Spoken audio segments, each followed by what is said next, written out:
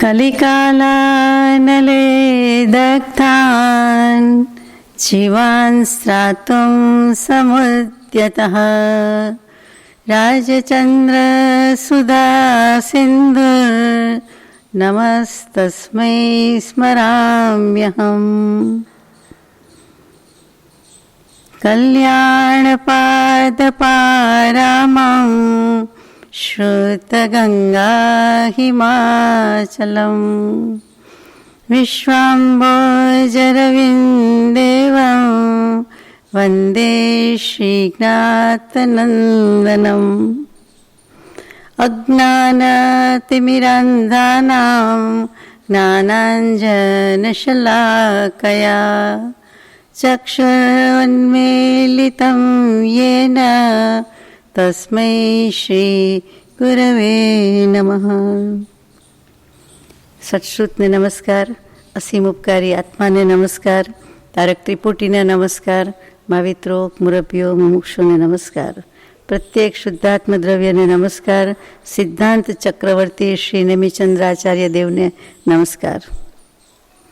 परम कृपाळु देव प्रणीत वचनामृतजी उपदेश नोंध 15 अंतर्गत ચોથું શ્રુત શ્રી ગોમટસારજી। એમાં આપણે પહેલી પ્રરૂપણા ગુણસ્થાન પ્રરૂપણાની યથાશક્તિ વિચારણા પૂરી કરી આજે અધિકાર બીજો પ્રરૂપણા બીજી જીવ સમાસ તે વિશે વિચારીએ। જીવ જીવનો સમાસ સમાસ એટલે અહીંયા સીધો સાદો અર્થ છે સમૂહ કે સંક્ષેપ। આગળ જઈએ પહેલી ગાથા એટલે 70મી ગાથામાં जहि मणया जीवा रंजनते बहुविहावि तज्जादि ते पूर्णसंग हि दत्था जीव समासाति विणया। विणया એટલે વિજ્ઞયા, હા જાણવા યોગ્ય છે, જાણવી જોઈએ, સમજવી જોઈએ। તે શું કહ્યું તો કે જેના દ્વારા અનેક જીવ તથા અનેક પ્રકારની જાતિ જેના વડે જેના ધર્મોથી જણાય છે તેવા અનેક પદાર્થોનો સંગ્રહ કલેક્શન સમૂહ સમુચ્ચય તેનું નામ જીવ સમાસ કહેવામાં આવે છે। ફરીથી કે જેના દ્વારા એટલે કે જીવ સમાસ દ્વારા શું જણાય છે તો કે અનેક જીવો એની અનેક પ્રકારની જાતિ અને એના એ જાતિ જ્યાંથી જુદી પડતી હોય તે પ્રકારે જે બતાવી હોય તે ધર્મો એટલે વસ્તુ અને એ પદાર્થો એનો સંગ્રહ જેમાં આવતો હોય તે જીવ નામનો પદાર્થ અથવા તો જીવ નામનો જીવ સમાસ નામની પ્રરૂપણા કહેવાય છે। આપણને કોઈ જીવની વ્યાખ્યા કહીએ પૂછે તો ઘણીવાર કે જે જીવતો હતો જે હતો છે અને રહેશે તે જીવ, સિદ્ધાર્થમાં થાય તોય જીવ, નિગોદ છે તોય જીવ, એટલે હતો છે ને રહેશે એમ કહી દીધું આપણે। એક સમય અપેક્ષાએ અહીંયા બધી અપેક્ષા લઈ લીધી છે કે જે દ્વારા જીવ જણાય છે અનેક જીવ છે એટલે પહેલાં તો અનેક પ્રકારના જીવો તે પહેલા નંબરનો જીવ સમાસ અહીંયા 3 રીતે મૂક્યું છે એટલે કહું છું। બીજું તો કે અનેક પ્રકારની જાતિ છે, પ્રકાર છે, જીવોના પ્રકાર પછી એની જાતિના પ્રકાર એટલે એ પણ ભેદ થયો। અને એ જાતિભેદને બધું કેવી રીતે નક્કી થાય તો કે જે તેના વસ્તુના જેના તેના ધર્મોથી લક્ષણથી અંગથી પદાર્થથી એ જેના દ્વારા કહેવામાં આવે છે તે અનેક પદાર્થો તેનું કલેક્શન તેનો સમુચ્ચય તે સંગ્રહ તેનું નામ જીવ સમાસ। સમાસ એટલે સંગ્રહ સમૂહ સમુચ્ચય જથ્થો તે કેવું છે। આચાર્ય ભગવાન લખે છે એટલે કહું કે કેવલ જ્ઞાન વિના જીવોનું સ્વરૂપ અને ભેદ પ્રત્યક્ષ રૂપથી તો આપણે જોઈ શકતા જ નથી। છદ્મસ્ત નિગોદ કંદમૂળ ક્યાં ખબર પડે છે? એમ પણ છદ્મસ્ત છે, કેવલ જ્ઞાન નથી એ બધા છદ્મસ્ત એટલે એ આત્મા કે જીવ નામનો પદાર્થ ક્યાં દેખાય છે એટલે ક્યાં જોયું છે? જીવ જ નથી દેખાતો, આત્મા જ દેખાતો નથી તો આત્માનું સ્વરૂપ લક્ષણ ભેદ તો ક્યાંથી જ નજરમાં આવે કે દૃષ્ટિમાં આવે કે ઇવન ખ્યાલમાં આવે। એટલા માટે કેવલી પ્રભુ માટે લખ્યું છે કે કેવલ જ્ઞાન વિના જીવનું સ્વરૂપ કે ભેદ કોઈ જાણી શકતું નથી, જોઈ શકતું નથી। એટલા માટે છદ્મસ્ત જીવોને એટલે કે કેવલ જ્ઞાની સિવાયના બધા જ જીવો માટે એને આ મોક્ષની પ્રરૂપણા એટલે કે જીવની પ્રરૂપણા અહીંયા જીવ સમાસ રૂપે કરવામાં આવે છે, જ્ઞાન કરાવવામાં આવે છે। આગળ જઈએ કેવી રીતે મૂક્યું છે તો કે પહેલાં વ્યુત્પત્તિથી અર્થ મૂક્યો છે કે જીવાહા સમસ્યંતે સંક્ષિપ્યંતે સંગૃહ્યતે યહિ ધર્મેહિ તે જીવ સમાસાહ। સંક્ષેપથી કહેવામાં આવે છે, સમાસથી કહેવામાં આવે છે અને સંગ્રહથી કહેવામાં આવે છે. જે આપણે વાત લઈ લીધી એ ત્રણેય શબ્દો એટલે 3 રીતે જીવ સમાસ કહેવામાં આવશે. પછી સીધી બીજી ગાથા જાય છે. બીજી ગાથા પર જવાનું છે એટલે 71મી ગાથા. તસચદુજુ ગણમજ્જે અવિરુદ્ધે હિમ જુદ જાદી કમુદયે જીવ સમાસા હોંતી હું તબ્બવ સારિચ્છ સામણા. સામાન્યપણે સામણા. આપણે થોડીક વાર 2-3 વાર વાંચીએ તો આમ થોડુંક પ્રાકૃત આવડવા માંડે, સમજાવવા માંડે ને. સીધી સાદી રીતે કહું તો નાના બાળકો બોલતા શીખતા હોય અને પછી જે બોલવામાં ગડબડ ગોટા વાળતા હોય, હતો હતીનું, વ્યાકરણની ભૂલ, બીજું બધું થોડુંક તોતડા જેવું બોલતા હોય, વત્સલ બોલતા ન આવડે તો વત્સલ બોલે ને એવું જે બધું કરતા હોય એવું આપણે બોલીએ કે વાંચીએ તો એ પ્રાકૃત ભાષા છે, સમજી જવાનું. That is natural. બાળકના મોઢેથી સ્વાભાવિક રીતે શબ્દો ઉચ્ચાર થઈ જાય છે તે છે. એટલે આપણને પણ એ છે. આપણે હવે જે બોલીએ છીએ, કરીએ છીએ મોટા થઈને અથવા તો થોડુંક સમજીને એ રિફાઇન્ડ છે ગુજરાતી અને સંસ્કૃત. અને એમાં વળી કેટલાક વધારે રિફાઇન્ડ બોલે છે. એ કેટેગરી સમજાય છે તેમજ આમાં સમજાય છે. એટલે આપણે વત્સલનું તરત સમજાઈ જાય કે આ વત્સલ શબ્દ કેવો છે. એમ ઘણા શબ્દો એવા છે કે સમજાઈ જાય. તો આમાં લખ્યું છે તે પ્રમાણે ત્રસ અને સ્થાવર ભેદ મૂક્યા. જીવોના ભેદથી શરૂઆત કરી છે કે ઉત્પત્તિના કારણની અપેક્ષાથી આ ગાથામાં જીવનું ભેદ પાડવામાં આવે છે. ઉત્પત્તિના કારણની અપેક્ષા તો કે ત્રસ અને સ્થાવર, સૂક્ષ્મ અને બાદર, પર્યાપ્ત અને અપર્યાપ્ત અને પ્રત્યેક અને સાધારણ, આ 4 યુગલ કીધા એટલે કે 4 જોડકા કીધા. એનાથી કેટલા થઈ ગયા? 4 દુ 8 થઈ ગયા. તો કે જાતિ નામ કર્મનો ઉદય એમાં સરખો છે. અને એનાથી ભાગ પડ્યા તો કે ઉર્ધ્વતા સામાન્ય રૂપ અથવા તિર્યક સામાન્ય રૂપ ધર્મથી એને જીવ સમાસ કહેવાય છે. એટલે જેમ આપણે કહીએ છીએ સાદી ભાષામાં કે સીધું ઉપરથી નીચે જઈએ કે નીચેથી ઉપર જઈએ એ ઉર્ધ્વતા ગમ્ય થયું, નીચેથી ઉપર. અને તિર્યક શું છે? તો કે વચ્ચેથી ક્રોસ કરીએ, લીટી કરીએ, નહીં હોરિઝન્ટલ નહીં વર્ટિકલ, આડું પણ નહીં ઊભું પણ નહીં, વચ્ચેથી લીટી પાડીએ છીએ તે તો કે એ તિર્યક કહેવાય. તિર્યક એટલે વચ્ચેનું. તિર્યક લોક કહીએ છીએ, મનુષ્ય લોક, મૃત્યુ લોક, એ વચ્ચેનો. ઉર્ધ્વલોક ઉપર, અધોલોક નીચે, ને વચ્ચેનું જે છે એ ક્રોસમાં જાય વચ્ચે. એટલે વચ્ચે સીધી લીટી નહીં કરવાની તો કે એ તિર્યક લોક. એટલે અહીંયા તિર્યક લોકની વાત નથી પણ તિર્યક સામાન્ય ધર્મો કીધા છે એનાથી જીવ સમાસ કીધો છે. એના ભાવાર્થમાં એમ મૂક્યો છે કે એક પદાર્થમાં કાલક્રમથી થવાવાળી અનેક પર્યાય એમાં સમાન ધર્મ હોય તો એ ઉર્ધ્વતા ધર્મ કહેવાય છે અથવા તો તદ્ભવ સામાન્ય કહેવાય છે કે એની એ પર્યાય રહે છે. એ કેવી રીતે થશે આગળ આપણે સમજીએ છીએ. પછી એક સમયમાં અનેક પદાર્થગત એવા સમાન ધર્મ હોય એને તિર્યક સામાન્ય અથવા સાદૃશ્ય સામાન્ય કહેવામાં આવે છે. જીવના સમાસનો જ ભેદ છે. કોઈ સીધું જ જન્મે છે સાદી ભાષામાં, કોઈ ઈંડા રૂપે જન્મે અને પછી બચ્ચું અને પછી મોટું થાય. એમ મનુષ્યમાં ઈંડા રૂપે નથી, એ બચ્ચા રૂપે જ જન્મે છે. એવી રીતે કેટલીક વખત કોઈ સીધા જ જન્મે છે, કેટલાક પોતમાં જન્મે છે, કેટલાક જરાયુમાં વીંટળાઈને એ રીતે હોય છે. એમ જુદા જુદા પ્રકારનો જન્મ છે. એ બધાને આમાં લઈ લીધા છે. એટલે શબ્દ મૂક્યો ઉર્ધ્વતા સામાન્ય, તદ્ભવ સામાન્ય, એવી રીતે તિર્યક સામાન્ય, સાદૃશ્ય સામાન્ય. પેલું સમજાઈ જાય છે દાખલા સહિત કહ્યું તે. આ શબ્દથી નથી સમજાતું. આગળ આવશે એટલે ધીમે ધીમે સ્પષ્ટ થઈ જશે. આ 70મી ગાથામાં આટલું કહેવાનું છે. બીજું કે વિરુદ્ધ ધર્મ પણ હોય. એ કેવી રીતે? તો કે એકેન્દ્રિયની વાત કરીએ છીએ ત્યારે વિરુદ્ધ ધર્મ શું થાય? તો કે બધા ત્રસ, 2 ઇન્દ્રિય, 3 ઇન્દ્રિય, 4 ઇન્દ્રિય, પંચેન્દ્રિય, એ સ્થાવરની વાત કરીએ છીએ. તો એમાં ત્રસ ક્યાં આવ્યું? અને ત્રસની વાત કરીએ. હવે ત્રસ કોને કહેવાય? તો કે જે સુખ દુઃખ વેદન થતાં ત્રાસ પામે છે અને ત્રાસથી બચવાના પ્રયાસ રૂપે, ત્રાણ રૂપે, રક્ષણ રૂપે જે કાંઈ મૂવમેન્ટ કરી શકે છે, ગતિ કરી શકે છે, કાંઈ પણ સ્વેચ્છાએ કરી શકે છે તે ત્રસ જીવો છે. વૃક્ષ છે, વનસ્પતિ છે, સ્થાવર છે, એને ગમે તેટલું ટાટ તાપ તડકો હોય સહન કરીએ જ છૂટકો, એ મૂવ નહીં થઈ શકે. એના પાંદડા વગેરે મૂવ થાય છે પણ પોતે થડ સ્થિર છે, મૂળિયું સ્થિર છે, એ નથી જઈ શકતું ક્યાંય. એવી રીતે કોઈ પણ પૃથ્વીકાય, અપકાય, પાણીના જીવો, વાયુના જીવો, તો કે એવી રીતે એ પોતાની મેળે સમજી બૂજીને એવું સંજ્ઞા જ નથી, ઉપયોગ નથી, મન નથી, એટલે એવી રીતે એ કરી શકતા નથી. એમનામ જ સ્થિર રહેવું પડે છે. તો કે એ બધા સ્થાવર જીવો છે, સ્થિર જીવો છે. અને બીજા બધા છે ત્રસ જીવો છે. જીવડા ચાલી શકે છે, ખબર પડે છે અહીં તડકો છે, અહીંયા ગળ્યું છે, અહીંયા જવાય, અહીંયા ન જવાય, અહીંયા આડું આવે છે, અહીંયા કંઈક ગંધ આવે છે, આ આપણે મરી જવા માટે મૂક્યું છે, આમાં ચલાશે નહીં, આ ચોકસ્ટિક છે, આને ઓળંગાઈ નહીં, ખબર પડે છે કે ત્યાં ન જવાય. એટલે આ બધી ખબર હોવા છતાં એ લોકો ત્રસ્ત જીવ છે એટલે કરી શકે. સાવર તો એકની વાત કરીએ ત્યારે બગડો ક્યાં આવે, એકડો કહું ત્યારે બગડો એમાં આવતો જ નથી. એટલે પછી ત્રસ્ત જીવની વાત કરીએ ત્યારે સાવર છે એ વિરુદ્ધ ધર્મ કહેવાય, સાવરની વાત કરીએ ત્યારે ત્રસ્ત નહીં કહેવાય. સૂક્ષ્મની હોય ત્યારે બાદર, બાદરની હોય ત્યારે સૂક્ષ્મ. હવે આમાં સમજાઈ જાય કે નહીં. પર્યાપ્તની વાત કરીએ ત્યારે અપર્યાપ્ત નથી, અપર્યાપ્તની વાત કરીએ ત્યારે પર્યાપ્તની નથી. ભાઈઓની વાત થતી હોય ત્યારે બહેનોનો સમાવેશ નથી, બહેનોની વાત થતી હોય તો ભાઈઓનો સમાવેશ નથી. જીવ તો બધા છે, આત્મા બધા છે, મુમુક્ષુ બધા છે, પણ એ જેમ ભાગ પડે છે તેમ 10 પ્રકારે અહીંયા ભાગ પાડીને આખું ટેબલ બનાવીને મૂક્યું છે આપણને સમજાય તેટલે. કે એને એટલા કર્મનો ઉદય નથી માટે એ ત્રસ્ત થયા. શું કામ ત્રસ્ત ન થયા, શું કામ સાવર ન થયા? તો કે ત્રસ્ત કેમ સાવર નહીં, સાવર કેમ ત્રસ્ત નહીં? તો કે એવા કર્મનો ઉદય છે એટલે ત્રસ્ત નામ કર્મનો ઉદય હોવાથી ત્રસ્ત જીવ થયા. એને સાવર નામ કર્મનો ઉદય નથી. સાવરવાળાને સાવર નામ કર્મનો ઉદય છે એટલે એવા થયા.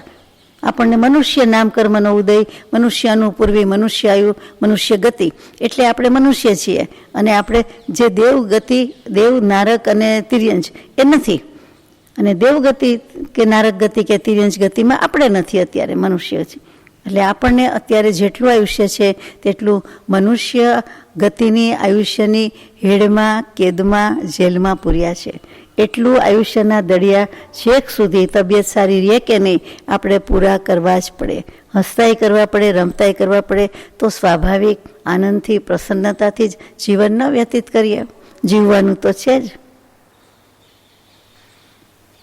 ચાલો, અહીંયા આ 70મી ગાથા પૂરી થાય છે. 71મી ગાથા પર જઈએ છીએ.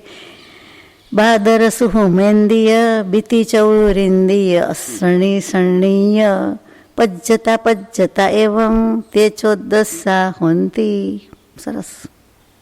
એકેન્દ્રિયના 2 ભેદ. કયા 2 ભેદ? બધાના ભેદ જ આવે છે, 14 ભેદ કરવાના છે એટલે ગણજો મનમાં. હવે જીવ સમાસના 14 ભેદ કહેવાય. મુખ્યત્વે જેમ કર્મ અનંત પ્રકારના મુખ્ય 8, ગુણસ્થાન અનંત મુખ્ય 14, તેમ જીવ સમાસ કેટલા? તો મુખ્ય 14 નો જવાબ આવે. તો એકેન્દ્રિયના 2 ભેદ. એકેન્દ્રિયના ભેદ શું હોય? 2 પેલા તો વિચાર જ આવે. સૂક્ષ્મ અને બાદર. હમણાં જ કહ્યું કે જે બાદર છે એટલે સ્થૂળ દૃષ્ટિએ, બાદર પારિભાષિક શબ્દ છે, આપણને સ્થૂળ દૃષ્ટિએ દેખાય, નરી આંખે દેખાય અથવા તો ટેલિસ્કોપમાં દેખાય, પણ ટૂંકમાં દેખાય ખરા, આપણે જોઈ શકીએ. તે બધા સ્થૂળ જીવો, બાદર જીવો. જે નરી આંખે શું ગમે તે સાધન લાવો જોઈ શકાતા જ નથી. એનું જ્ઞાન ક્યાંથી થાય? તો કે કેવલી પ્રભુએ કૃપા કરીને એને મૂક્યા છે.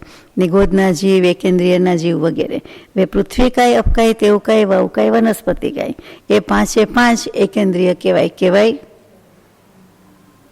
પૃથ્વી એકેન્દ્રિય, અપકાય પાણી જેનું શરીર ને પાણી જેનો આત્મા એટલે અપકાય, પછી તેવકાય, પછી વાવકાય, બધા એકેન્દ્રિય.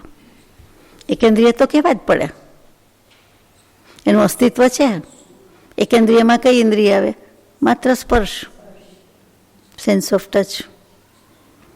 પછી વિકલત્રયના 3 ભેદ છે. વિકલત્રય શું? 2 ઇન્દ્રિય, 3 ઇન્દ્રિય, 4 ઇન્દ્રિય, એટલે 3 ભેદ થઈ ગયા.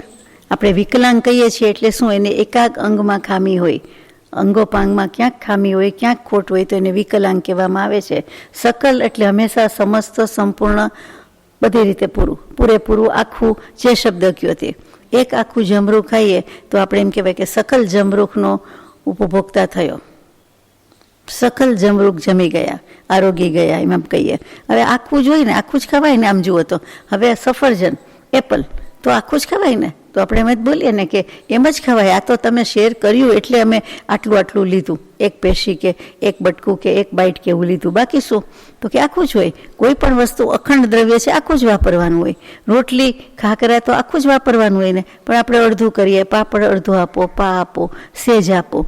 આ બધી આપણી રીત છે. જ્ઞાની પુરુષના ભેદમાં વિકલેન્દ્રિય એટલે 2 ઇન્દ્રિય, 3 ઇન્દ્રિય, 4 ઇન્દ્રિય 3 જ આવે. પંચેન્દ્રિય પછી બાકી રહ્યું એકેન્દ્રિય, પછી બેન્દ્રિય, તેન્દ્રિય, ચૌરેન્દ્રિય યાદ રહી જાય. પછી પંચેન્દ્રિયના બે ભેદ, સંજ્ઞી પંચેન્દ્રિય, અસંજ્ઞી પંચેન્દ્રિય. જેને સંજ્ઞા છે તે સંજ્ઞા, મન સાદી ભાષામાં, એને દીર્ઘકાલિક એ સંજ્ઞા કહેવાય છે કે એ પોતે ભૂત ભવિષ્યનો વિચાર કરીને, આગળ પાછળનો વિચાર કરીને કંઈક આગળ જઈ શકે છે, વિચાર કરી શકે છે, એના પ્રમાણે નિર્ણય લઈ શકે છે. ઉપયોગ છે, મન છે વગેરે. ઉપયોગ તો બધાને છે, પણ એમને મન છે, ઉપયોગપૂર્વક વિચારી શકે છે માટે. એટલે આ 7 પ્રકારના જીવ થયા. 7 જ થયા ને. એકેન્દ્રિયના 2 ભેદ, સૂક્ષ્મ અને બાદર. વિકલેન્દ્રિય 3, બેન્દ્રિય, તેન્દ્રિય, ચૌરેન્દ્રિય 2 ને 3 5. અને પછી હમણાં શું કહ્યા? સંજ્ઞી અસંજ્ઞી. એટલે 5 ને 2 7 થયા. 7 ગુણ્યા 2 પર્યાપ્ત અને અપર્યાપ્ત, એટલે 7 દુ 14 થયા. સહેલું છે, 14 ભેદ કરી દીધા. એ બંને થયા કરે છે. કેટલાક પર્યાપ્ત છે, કેટલાક અપર્યાપ્ત છે. પર્યાપ્ત એટલે શું? ઇનફ, સફિશિયન્ટ કહીએ છીએ, પૂરતું છે, હવે નહીં જોઈએ, હવે બધા બહુ પીરશે, ના નહીં છે, હજી તો છે, હજી આટલું જ બસ છે, હવે નહીં જોઈએ. હા, તો એ પરિપૂર્ણ છે, પૂર્ણ છે, ફૂલ છે, પર્યાપ્ત છે, સફિશિયન્ટ, ઇનફ. આ એ પર્યાપ્તિ શબ્દનો યાદ રાખવાનું કે બધી પર્યાપ્તા હોય, પૂરેપૂરી પર્યાપ્તિ હોય, એ પર્યાપ્તા જીવો. અપર્યાપ્ત, પર્યાપ્ત પૂરી કરી શક્યા નથી અને એ દેહ ત્યાગ પણ થઈ જાય તો એ અપર્યાપ્ત છે. એનું આગળ વિવરણ આવવાનું જ છે, એટલે આપણે લઈએ છીએ. હવે આ ગાથાનો ભાવાર્થ શું કહે છે? તો કે બૃહદ દ્રવ્ય સંગ્રહ એ સિદ્ધાંતિ દેવે લખ્યું. આ સિદ્ધાંત ચક્રવર્તી છે, પેલા સિદ્ધાંતિ દેવ છે, બંને જુદા આચાર્ય છે. એમણે દ્રવ્ય સંગ્રહમાં આ જીવ સમાસના 9 ભેદ ગણાવ્યા છે. એટલે ત્યાં થોડોક ફરક આવે છે. એ 9 ભેદ કેવી રીતે ગણાવ્યા? તો કે સ્થાવરના 5 અને ત્રસના 4, એ રીતે 9 ભેદ ગણાવ્યા છે. અને બીજી રીતે કહું તો કે દ્રવ્ય સંગ્રહમાં ગુણસ્થાન અને માર્ગણા એને પણ જીવ સમાસના 14 ભેદ લેખે મૂકેલા છે. અનેક શાસ્ત્રોમાં જીવ સમાસ એટલે 14, ગુણસ્થાન, જીવસ્થાન, જીવ સમાસનો પર્યાય શબ્દ જ ગુણસ્થાન અથવા ગુણસ્થાનનો પર્યાય શબ્દ જીવ સમાસ એમ મુકાતું હોય છે. ઘણા શાસ્ત્રોમાં છે. માત્ર અહીંયા આ આચાર્ય ભગવંતે જુદા ગણ્યા છે. ગુણસ્થાન પ્રરૂપણા જુદી મૂકી, જીવ સમાસ પ્રરૂપણા જુદી મૂકી. પણ એમણે ઉલ્લેખ કરી દીધો છે કે આ રીતે પણ વાત આવે છે, એટલે ગૂંચવાડો ન થાય અથવા મિસઅન્ડરસ્ટેન્ડિંગ ન થાય એટલા માટે. આ ષટખંડના ગમમાં પણ ગુણસ્થાન માટે જીવ સમાસ શબ્દ પ્રયોજવામાં આવે છે. એટલે આચાર્ય દેવ એનો સ્વીકાર કરી એટલે સ્વાભાવિક છે કે એમાં પણ મૂકેલું છે કે જેના આધારે તો આ બધું લખાયું છે. ગાથા નંબર 73. હવે વિસ્તારથી જીવ સમાસના ભેદ કેવા છે? 14માં સંતોષ નથી. આપણને ઘણી બધી શંકા રહ્યા કરતી હોય, એટલે આપણા શંકાના પ્રશ્નના જવાબ રૂપે, સમાધાન રૂપે હવે ઉત્તર ભેદ એટલે કે પેટા પ્રકારને કુલ ભેદ વગેરે વર્ણનમાં ધીમે ધીમે લઈ જાય છે. ભૂવાઉ તે ઉવાઉ નીચ ચદો ગણી દિગો દથુલી દરા પત્યય પદ દીઠી દરા તસપણ પુણા અપૂર્ણ દુર્ગા. ભૂ આ બધું આવે. ભૂ પૃથ્વીકાય, અપકાય આ પૃથ્વી, અપકાય, તેવકાય, અગ્નિકાય જે કયો તે, વાયુકાય. પછી નિત્ય નિગોદ અને ઇતર નિગોદ, આ 6 પ્રકારના ભેદ લીધા. જુઓ, વનસ્પતિકાય નથી લીધી. પૃથ્વીકાય, અપકાય, તેવકાય, વાયુકાય. તેવકાય એટલે અગ્નિકાય, વાયુકાય, આ 4. અને પછી નિત્ય નિગોદ અને ઇતર નિગોદ, એ એકેન્દ્રિયના ભેદ છે. વનસ્પતિકાયમાં આવી જાય છે, પણ એને નિગોદની રૂપે લીધું એટલે એમાં એક રીતે વનસ્પતિકાય આવી જ ગઈ. પણ 6 ભાગ પાડ્યા એટલે 6ના બાદર અને સૂક્ષ્મ 2 ભેદ કરીએ, 2 ગુણીએ એટલે 12 ભેદ થયા. આમાં પ્રત્યેકના 2 ભેદ છે. તો પ્રત્યેક કયું છે? તો કે પ્રત્યેક વનસ્પતિકાય. વનસ્પતિકાય સિવાય કોઈ માટે પ્રત્યેક એમ વપરાતું નથી. આપણે વ્યવહારમાં વાપરીએ પ્રત્યેક એટલે એક ઈચ એન્ડ એવરી વન, અથવા એક જણ, એક વસ્તુ, એને પ્રત્યેક કે દરેક કહીએ છીએ. અહીંયા વનસ્પતિકાયની અપેક્ષા એ 2 ભેદ છે. એમાં એક પ્રતિષ્ઠિત છે અને એક અપ્રતિષ્ઠિત છે. આ 2 ભેદ નવા આવ્યા, એ વનસ્પતિકાયના જ ભેદ છે. અને ત્રસના 5 ભેદ છે. બેન્દ્રિય, તેન્દ્રિય, ચૌરેન્દ્રિય અને પંચેન્દ્રિય એક જ કહેવાય, પણ એમાં 2 ભાગ પાડી દીધા, સંજ્ઞી પંચેન્દ્રિય, અસંજ્ઞી પંચેન્દ્રિય, એટલે 5 થઈ ગયા. આ બધાનો સરવાળો કરીએ એટલે 19 ભેદ થયા. આપણે ગણતા જતા હોઈએ, યાદ હોય તો કહીએ 19 ભેદ થયા. હવે એના 3 ભેદ મૂકે છે, 3 રીતે ભેદ મૂકવાના છે. શું કામ? તો કે લખે છે કે એક પર્યાપ્ત કહેવાય, એક નિવૃત્તિ અપર્યાપ્ત અને એક લબ્ધિ અપર્યાપ્ત. અપર્યાપ્તમાં 2 ભાગ લીધા એટલે 3 આવ્યા. એક પર્યાપ્ત જીવ, એ તો બરાબર, પૂરેપૂરી ઇન્દ્રિય પર્યાપ્તિ છે તે. બીજા નિવૃત્તિ અપર્યાપ્ત, એમાં અપર્યાપ્ત સંધિ થઈ ગઈ છે એટલે નિવૃત્તિ પર્યાપ્ત બોલાય અને લબ્ધિ પર્યાપ્ત બોલાય. લબ્ધિ વત્તા અપર્યાપ્ત, નિવૃત્તિ વત્તા અપર્યાપ્ત. એટલે શું? તો કે એ આગલી ગાથામાં આવશે. આટલું સમજી લેવાનું કે આ 3 વડે ગુણવાના એટલે 19 ગુણ્યા 3 એટલે 57 થયા, એટલે 57. એટલે 19 ભેદ થયા અને 57 ભેદ પણ થયા. લબ્ધિ અપર્યાપ્ત શું? આપણને સંતોષ ન થયા, આપણે અર્થ સમજીને આગળ જઈએ. તો કે જે જીવને જેટલી પર્યાપ્તિ પૂરી કરવાની છે તે પૂરી કરે છે અને પછી દેહ ત્યાગ થાય છે તો એ લબ્ધિ પર્યાપ્ત કહેવાય, કે પોતાને જેટલું કરવાનું હતું એટલું છે. આપણે આપણું આયુષ્ય થોડુંક જ હોય, પણ 5 ઇન્દ્રિય લઈને આપણે જન્મી ગયા, પછી કોઈ કહે કે ચાલો 1 દિવસનું હતું, 1 મહિનાનું હતું, 1 વર્ષનું હતું અને ઓનવર્ડ જે હોય તે, પણ આપણે પર્યાપ્તિ પૂરી કરીને જન્મ્યા હતા. એમ કેટલાક જીવો પર્યાપ્તિ પૂરી કરી શકતા નથી અને દેહત્યાગ થઈ જાય છે. માતાના ગર્ભમાં તિર્યંચાણી કોઈ પણ પશુધન હોય, એ પશુના કોઈ પણ પશુ પ્રાણી પંખી, એમ તો કે એમાં જ અવસાન પામે છે, દેહત્યાગ થઈ જાય છે. તો એને પર્યાપ્તિ પૂરી નથી કરી એટલે એને નિવૃત્તિ અપર્યાપ્ત કહેવાય છે. પેલી લબ્ધિ અપર્યાપ્ત, પૂરું કરી શક્યું નહીં. 1 મહિનો, 2 મહિના, 3 મહિના આપણે કહીએ એટલે 6 પર્યાપ્તિ જે મનુષ્યની હોવી જોઈએ એ પૂરી નથી થઈ. એટલે વધારે વિકાસ નથી કહેતી, રીતસર હાથ પગને આંગળીને ઉગી જાય ને એમ નથી કહેવા માગતી, પણ એની પહેલાંની જે એમાં જ્યાં ઉગવાનું હોય, જ્યાં ફૂટવાનું હોય દાંત વગેરે, એ શક્તિ રૂપે પૂતગલના પરિણમન નથી થયા એટલા માટે. એટલે કે સાવ નાના હોય એમ નહીં, થોડાક દિવસનું હોય તો પણ એને કહેવાય કે એને પર્યાપ્ત પૂરી કરી નથી. કેટલીક વખત તો અંતર મુહૂર્તમાં જ એ પર્યાપ્તિ પૂરી કરી દે અને કેટલીક વખત ન કરી શકે. તો કે ખરેખર તો પર્યાપ્તિનો કાળ અંતર મુહૂર્ત જ છે. આગળ વિવરણ આવવાનું છે 3જા પ્રકરણમાં, ત્યારે લઈશું. પણ એમાં થઈ જ જવી જોઈએ, બંધાવી જવી જોઈએ. આપણે જે અપેક્ષાએ જે દૃષ્ટિથી વાત કરીએ છીએ કે હોય 1 મહિનાનું અથવા ગર્ભ 2 મહિનાનું એટલે અપર્યાપ્ત, ના, એ તો વિકાસની રીતે અપર્યાપ્ત, અધૂરો વિકાસ. પણ જે પર્યાપ્તિ છે એ તો પૂરી થઈ ગઈ હોય, પણ બહાર આપણે જોયું નથી, જન્મ્યું નથી એટલે. પણ પર્યાપ્તિ પૂર્ણ થઈ ગઈ હોય એટલે પર્યાપ્તિ વસ્તુ જુદી છે. એટલે પેલો વિકાસ છે એ સંપૂર્ણ વિકાસ છે, ધીમે ધીમે અવયવનો વિકાસ થતો જાય છે, અંગોપાંગનો વિકાસ થાય છે. પણ પેલું પર્યાપ્તિ છે. આહાર, શરીર, ઇન્દ્રિય, શ્વાસોચ્છ્વાસ, ભાષા, મન, પહેલા જ સમયે આહાર પર્યાપ્તિ બંધાઈ જાય છે, પહેલો જ સમય. પછી અંતર મુહૂર્તમાં 6 પર્યાપ્તિ બંધાઈ જાય છે, એમ સિદ્ધાંતકારો કહે છે. બને એ કહે છે સાચું. કેવલી પ્રભુએ બુદ્ધિ થયેલો બોધ આચાર્ય ભગવંત દ્વારા આપણી પાસે આવ્યો, તે સાચો બોધ. ચાલો, મેડિકલ સાયન્સનો નહીં, વિતરાગ વિજ્ઞાનનો સાચો. એક સંપૂર્ણ છે માટે એમાં કોઈ ફેરફારને, સુધારા વધારાને અવકાશ જ નથી. એટલા માટે આ 19 ભેદમાંથી સંજ્ઞી પંચેન્દ્રિય સુધીના 7 ભેદ છે એ બાદર કહેવાય છે, સ્થૂળ છે.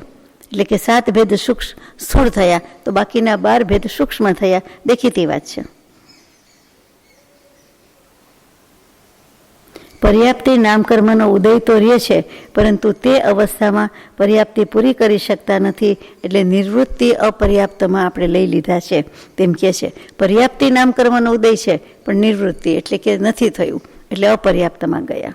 બોલો, પર્યાપ્ત નામકર્મનો ઉદય હોય છતાં એને એમ કહેવું પડે કારણ કે દેહ ત્યાગ થઈ ગયો, પૂરું ન થયું. હવે 74મી ગાથા પર લઈ જાય છે કે 57 ભેદમાં પણ અવાંતર ભેદ કેવી રીતે થાય છે. તો કે સ્થાન આદિ 4 અધિકારો ઉપરથી એ ગણવામાં આવે છે. 4 અધિકાર: સ્થાન, યોનિ, અવગાહના અને કુલ. ગાથામાં છીએ.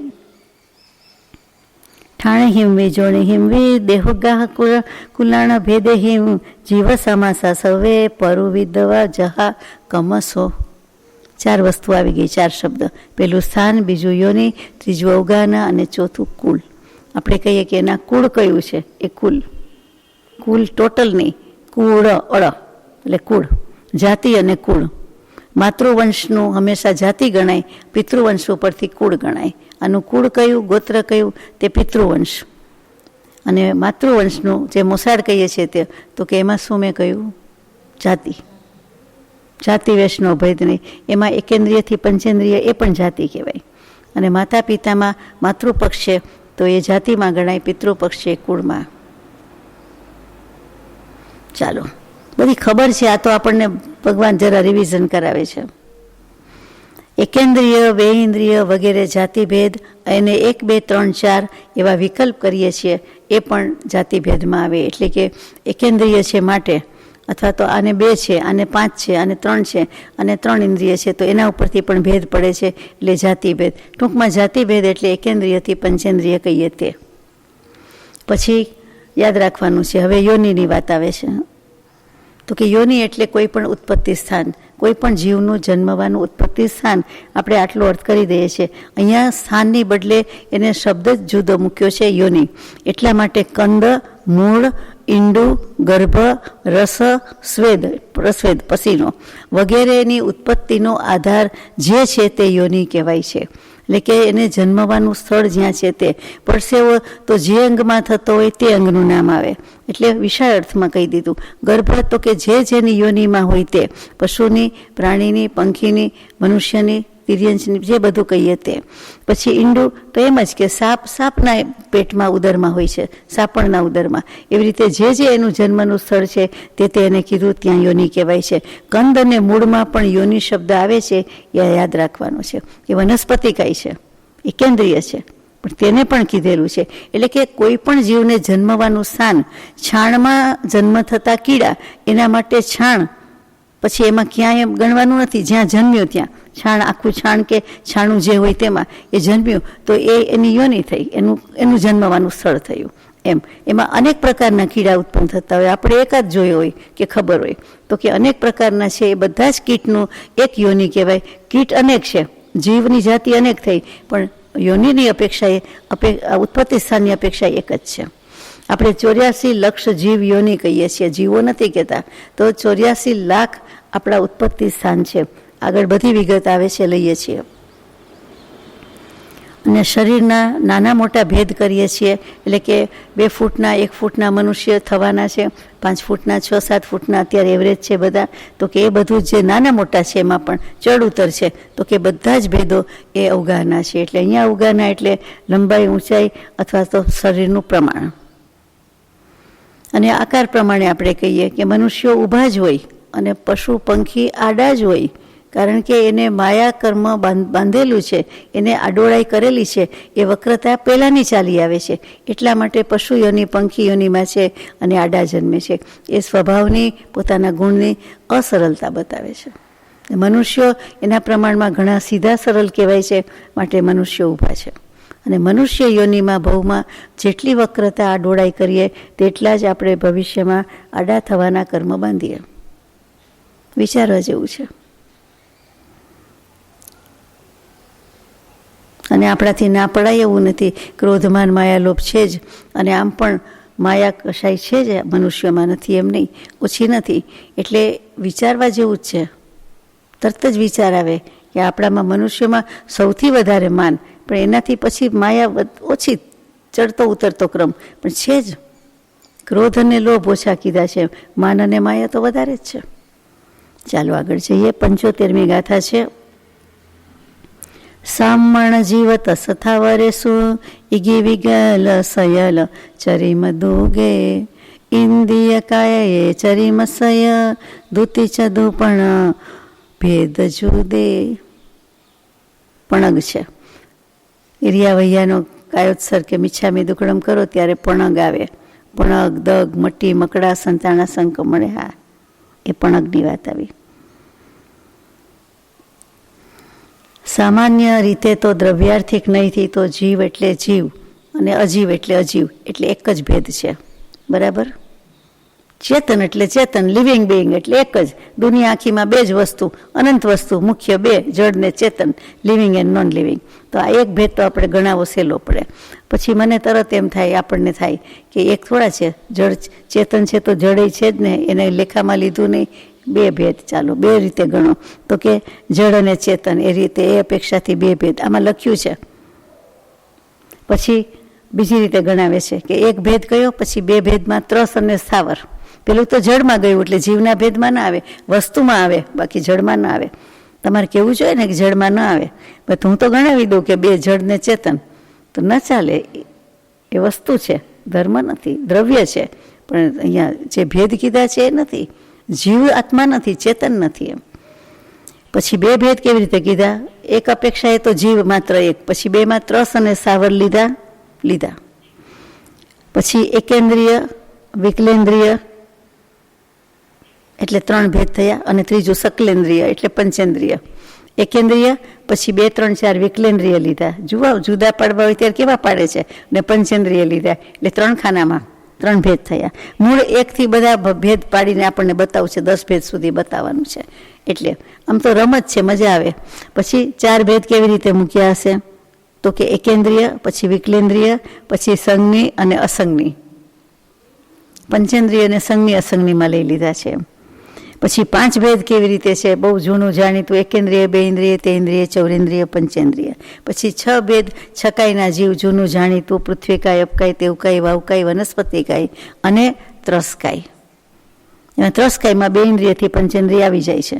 પછી 7 ભેદ કેવી રીતે લીધા? એમાં મજા આવે કે 5 સ્થાવરો, એમાંથી વિકલ અને સકલ એમ 2 ભેદ મેળવી દીધા. 5 સ્થિર સ્થિતિ છે એટલે સ્થિર જ રહે છે, એટલે સ્થાવર જીવ. અને પછી સકલ વિકલ જુદા મૂક્યા, એટલે ત્યાં એકેન્દ્રિયથી પંચેન્દ્રિય લઈ લીધા. વિકલ જુદા પાડ્યા અને સકલ મૂક્યા. 1 થી 4 ત્યાં વિકલ ગણાય, 1 પછી વિકલ ને પછી સકલ, એટલે બેયને ભેગા કરી દીધા, એટલે સકલમાં લઈ લીધું. એટલે 7 ભેદ ગણ્યા. પછી 8 ભેદ કેવી રીતે? આ ક્વિઝમાં પૂછ્યું હોય તો 7 ભેદ ગણાવતા તકલીફ પડી જાય, હવે ન પડે, હવે આપણે જાણી લીધું. પછી 8 ભેદ કે વિકલ, અસંજ્ઞી, સંજ્ઞી એ 3 ભેદ ભેગા કરવાના, એટલે 8 ભેદ થઈ ગયા. 5 ને 3 8. પછી 2 ઇન્દ્રિય, 3 ઇન્દ્રિય, 4 ઇન્દ્રિય, પંચેન્દ્રિય એ રીતે 4 ભેદ એમાં સરવાળો કરી દઈએ એટલે 9 ભેદ થયા. અને 2 ઇન્દ્રિય, 3 ઇન્દ્રિય, 4 ઇન્દ્રિય, અસંજ્ઞી, સંજ્ઞી એમ 5 ભેદ મેળવીએ એટલે 10 ભેદ થઈ ગયા. 4 ને 5 9, 5 ને 5 10. કેટલું સહેલું છે. એમાં ઓવરલેપ ન થવું જોઈએ. એકનું એક 2 વાર ગણાવીએ, યાદ ના આવે એટલે હું 2 વાર વનસ્પતિ કાંઈ બોલી જાઉં, 2 વાર 2 ઇન્દ્રિય બોલી જાઉં, એવું ચાલે નહીં. એટલે ત્યાં આપણે ખોટા પડી જઈએ. એટલે યાદ રાખવા જ પડે બધા. આપણી જ વાત છે ને આપણે યાદ ન રાખીએ બને. ગાથા નંબર 76.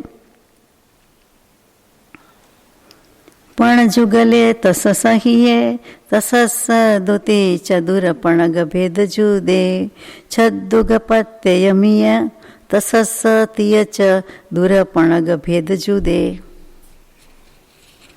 અહીંયા 11 ભેદ કેવા છે. 10થી સંતોષ નથી, આપણને 19 ગણાવ્યા, 57 ગણાવ્યા તો લઈ જ જવા પડે ને. એટલે 5 સ્થાવર જીવ છે તેના 5 થઈ ગયા, અને પછી ત્રસ સામાન્યનો 1 મેળવીએ, 5 + 1 એટલે એ રીતે. અને 5ના 5 ગણ્યા પાછા, 5ના બાદર અને સૂક્ષ્મ 2 અપેક્ષા ગણી, એટલે 5 દુ 10 અને 1 ઉમેર્યો ત્રસ, એટલે 11 ભેદે જીવ સમાસ છે. હવે એમાં પાછા સકલેન્દ્રિય અને વિકલેન્દ્રિયની રીતે ગણીએ તો બીજા 2 ભેદ થઈ જાય, એટલે 12 ભેદ થઈ ગયા. પછી પાછા વિકલેન્દ્રિય, સંજ્ઞી, અસંજ્ઞી એમ 3 પ્રકારે ગણો એટલે 13 ભેદ થયા. પછી 2 ઇન્દ્રિય, 3 ઇન્દ્રિય, 4 ઇન્દ્રિય, પંચેન્દ્રિય 4 ભેદ ગણીએ એટલે 14 ભેદ થયા. પછી 2 ઇન્દ્રિય, 3 ઇન્દ્રિય, 4 ઇન્દ્રિય, અસંજ્ઞી, સંજ્ઞી એમ 5 ગણીએ એટલે 15 ભેદ થયા. આ જીવ સમાસના ભેદ કહેવામાં આવે છે. પૃથ્વીકાય, અપકાય, તેવકાય, વવકાય, નિત્ય નિગોદ ને ઇતર નિગોદ આ 6 સૂક્ષ્મ અને 6 બાદર એટલે 6 યુગલના 12 ભેદ થયા પ્રત્યેક વનસ્પતિ. અને એમાં ત્રસના વિકલેન્દ્રિય મૂક્યા એટલે 3 ભેદ થયા. એટલે આ બધું મૂકતા અને પ્રત્યેક વનસ્પતિ જુદી મૂકી પાછી તો કે 16 ભેદ થયા. અને હવે 2 ઇન્દ્રિયથી પંચેન્દ્રિય સુધીના 4 ભેદ મૂકીએ, એટલું 2 ઇન્દ્રિય વગેરે મૂકીએ તો પણ 17 ભેદ થયા. અને 5 ભેદ માંથી મૂકવાનું જે બાકી હતું તે 18મું, તે 18મું મૂક્યું એટલે 18 ભેદ થયા. સાથે સાથે ગણવું પડે કે ઘરે બેસીને ગણવું પડે એટલે થઈ જાય, બાકી તો સીધી વાત છે. સરવાળા તો આવડે, આ તો સિંગલ ડિજિટના, ડબલ ડિજિટના ફટાફટ મોઢે થઈ જાય એવું છે. ચાલો હવે 19, 38 ને 57 ગણાવશે. સીધી વાત છે, આમ તો આવી ગયું છે. ગાથા નંબર 77. સગ જુગ લમી તસસય પણ ભંગ જુદેસુ હોંતી 19 એયા 19 ઈગી બીતી ગુણી દે હવે ઠાણા. હવે એટલે નાવ એમ નહીં, પણ હવે એટલે હોય છે. હવઈ મંગલમ, હવે, હવદી, હોઈ, બધા પર્યાય શબ્દ છે. પૃથ્વીકાય, અપકાય, તેવુકાય, વાવુકાય, નિત્ય નિગોદ, ઇતર નિગોદ, આ 6ના સૂક્ષ્મ અને બાદરની અપેક્ષાથી 12 ભેદ થયા. પ્રત્યેકના પ્રતિષ્ઠિત વનસ્પતિ અને અપ્રતિષ્ઠિત વનસ્પતિ એમ મેળવતા 7 યુગલ થયા. તો કે થયા એટલે 7, અને એમાં 5 ભેદ ત્રસના ઉમેરીએ, 2 ઇન્દ્રિય, 3 ઇન્દ્રિય, 4 ઇન્દ્રિય, પંચેન્દ્રિય, એટલે 19 ભેદ થયા. પંચેન્દ્રિયમાં સંઘની અસંઘની જુદા ગણ્યા છે. જુદા ગણવા પડે એવું જ છે. એટલે 14 ને 5 19 ભેદ થઈ ગયા. હવે જે 19 ભેદ ગણાવ્યા એને 3થી ગુણતા 19, 2 ગુણો તો 38 અને 3 ગુણો તો 57 ભેદ થાય. તો કે થાય છે. એટલે 3 ભેદ મૂક્યા આપણને. 19 ગુણ્યા 3, 19 ગુણ્યા 2 પણ આવ્યા. કેવી રીતે? હા, એનું કારણ શા માટે છે કે 2 થી 3 થી ગુણવાનું? તો કે 19 ભેદની આપણે લાઈન કરીએ. આપણે તો લાઈન નથી કરવી, મનમાં લાઈન થઈ જાય. તો કે સામાન્યપણે 19 એટલે 19 એકા 19 એટલે 1 ભેદ થઈ ગયો. પછી એના પર્યાપ્ત અને અપર્યાપ્ત એટલે બીજી લાઈનમાં 2 આવ્યા, એટલે 2 ગુણવાના, એટલે 19 દુ 38 થયા.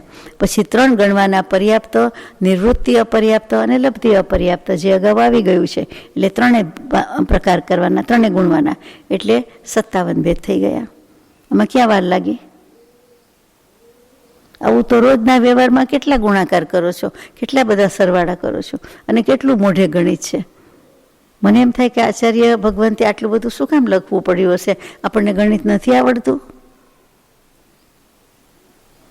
એમણે ક્યાંક લખ્યું છે, ગણિત જરાય શીખ્યા છીએ એટલે તો કહીએ છીએ, તો લખવું જ પડે ને, નહીતર કેવી રીતે ખબર પડે? 19 ગુણ્યા 2 એટલે 38 થાય, કેવી રીતે ખબર પડી? તો કે એ મૂળ ભણ્યા છીએ, જાણ્યું છે એટલે આપણે ખબર પડે છે, નહીતર કેવી રીતે ખબર પડે? અત્યારે જ શીખડાવે છે કેવી રીતે કરવું.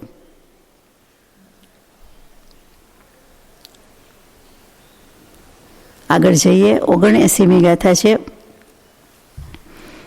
ઈગી વર્ણમ ઈગી વિગલે, અસરણી સરણી ગય જલ થલ ગગાણમ, ગબ્બ ભવે સમુચ્ચે, દુતિગમ ભોગ થલ ખેચરે દો. પ્રાકૃતમાં 2 જ કહેવાય, 2, હિન્દીમાં 2. જીવ સમાસના 57 ભેદમાંથી 6 ભેદની વાત કાઢે છે, કાઢી રાખે છે, કાઢી મૂકે છે, બાદબાકી કરે છે. એકેન્દ્રિયથી વિકલેન્દ્રિય, તો કે 51 ભેદ થયા, એમાંથી 6 નીકળી ગયા, એટલે પાકું. હવે કર્મભૂમિમાં થનારા પંચેન્દ્રિય જે છે એ તિર્યંચની વાત આવી. એમાં 3 ભેદ છે, જલચર, સ્થલચર અને નભચર. સંધિ થઈ જાય છે, જલશ્ચર, નભશ્ચર અને સ્થલશ્ચર. આ 3 તિર્યંચ છે એ સંઘની અને અસંઘની પણ હોય છે, ગર્ભજ અને સમૂર્છન પણ હોય છે. સ્વયંભૂ રમણ સમુદ્રના મત્સ્ય યાદ આવ્યા, એ સંઘની પણ હોય, અસંઘની પણ હોય, ગર્ભજ પણ હોય, સમૂર્છમ પણ હોય. એવી રીતે આ 3 તિર્યંચ સંઘની અસંઘની હોય, ગર્ભજ સમૂર્છમ હોય. ગર્ભજમાં પર્યાપ્ત અને નિવૃત્તિ અપર્યાપ્ત જ હોય છે, એટલે ગર્ભજના 12 ભેદ થયા. સમૂર્છનમાં પર્યાપ્ત, નિવૃત્તિ અપર્યાપ્ત, લબ્ધિ અપર્યાપ્ત 3 ભેદ હોય છે, એટલે સમૂર્છનના 18 ભેદ થયા. અને આ બધા મેળવીને એટલે 12 અને 18 એટલે 30 ભેદ થયા. કોના? પંચેન્દ્રિય કર્મભૂમિજ તિર્યંચ પંચેન્દ્રિય. કર્મભૂમિમાં થયેલા તિર્યંચ જીવોની જ વાત છે, કર્મભૂમિની વાત નથી. ભોગભૂમિ એટલે અકર્મભૂમિમાં તિર્યંચ પંચેન્દ્રિયના સ્થલચર અને નભચર 2 જ પ્રકારના ભેદ હોય છે, એટલે એમાં જલચર ભેદો હોતા નથી એમ સાબિત થયું. અકર્મભૂમિ, ભોગભૂમિ, એમાં જલચર જીવો હોતા જ નથી, અસ્તિત્વ જ નથી. તો પાણી નહીં હોય, પાણી હોય તો જીવ હોય જ, પણ આ જીવોનું અસ્તિત્વ નથી. આવડા મોટા તિર્યંચની વાત ત્યાં નથી, આ મત્સ્ય નથી, કંઈ કરશે. અને આ બંને પર્યાપ્ત અને નિવૃત્ત અપર્યાપ્ત હોય છે, એટલે ભોગભૂમિના તિર્યંચના 4 ભેદ થયા અને કર્મભૂમિના તિર્યંચના ભેદ 51 થયા. અને આ બધા ભેદમાં તિર્યંચ ગતિના પણ ભેગા કરવાથી 85 ભેદ થાય છે. એટલે પહેલાં 30 ગણ્યા, પછી 4 ગણ્યા, 1 ગણ્યું, અને આ જે કાંઈ 51 હતા એ ગણ્યા, એટલે બધાનો સરવાળો 85 થાય? ન થાય? થાય જ ને. ગણવામાં ભૂલ કરીએ તો 1 મિસ કરી જાય તો ન થાય, બાકી થાય. નવીન એ આવ્યું કે અકર્મભૂમિ, ભોગભૂમિ જ બોલું છું, તો ભોગભૂમિમાં જલચર જીવો નથી, સમૂર્છિમ જીવો નથી અને અસંગની જીવ હોતા નથી. આ મોટે ભાગે વાંચવામાં નથી આવતું જે આમાં આવ્યું. એટલે કે ડેપ્થમાં જઈએ તેમ તેમ ખ્યાલ આવે, પણ બધા પુસ્તકમાં એની નોંધ ન લીધી હોય એટલે આપણા વાંચવામાં ના આવ્યું હોય એ બને. ફરીથી ભોગભૂમિમાં જલચર નથી, સમૂર્છિમ નથી અને અસંગની જીવ પણ નથી. એટલે ઘણા નથી આ હિસાબે. મનુષ્ય, દેવ અને નારકના આવે ભેદ ગણાવે છે. શરૂઆત પશુ પંખી પ્રાણીથી લીધી, જલચર, સ્થલચર અને નભચર. હવે આપણો વારો આવે છે મનુષ્ય, દેવ, નારક. આર્યખંડમાં ગઈકાલે જ આર્યભૂમિની વાત થતી હતી. પર્યાપ્ત, નિવૃત્તિ અપર્યાપ્ત, લબ્ધિ અપર્યાપ્ત ત્રણેય પ્રકારના મનુષ્ય હોય છે, જન્મે છે ને હોય છે. ટૂંકમાં પર્યાપ્તા બધી પર્યાપ્ત પૂરી કરીને આપણે બધા છીએ તેમ.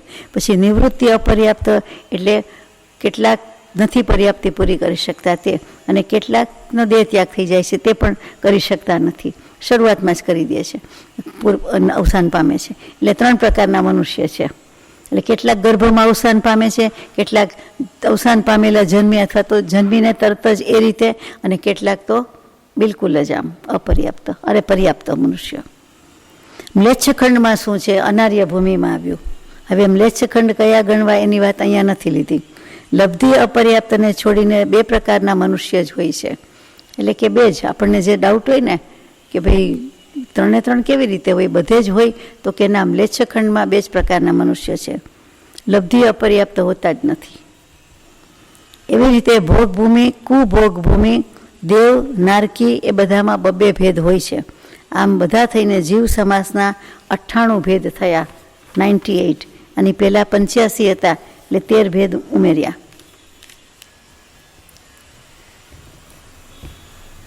આ બધા ભેદ પૂછવામાં આવશે એટલે યાદ રાખવાના છે અને ઘરે જઈને વાંચવાના છે અને મોઢે કરવાના છે, મુખપાઠ કરવાના છે. બરોબર? આચાર્ય દેવની આજ્ઞા નથી, કૃપાળુદેવની આજ્ઞા નથી, આપણી આજ્ઞા નથી, આપણું સૂચન છે, નમ્ર મંતવ્ય છે, જેથી આગળ આગળ વાત આવે ત્યારે આપણને રિલેટ કરવું, સમજવું સુગમ પડે, નહીતર ગોટાળો થઈ જાય. આ તિર્યંશના 85 ભેદ કયા, મનુષ્યના 9 ભેદ કયા, દેવના 2 ભેદ કયા અને નારકીના 2 ભેદ કયા, એટલા માટે 98 ભેદ થયા.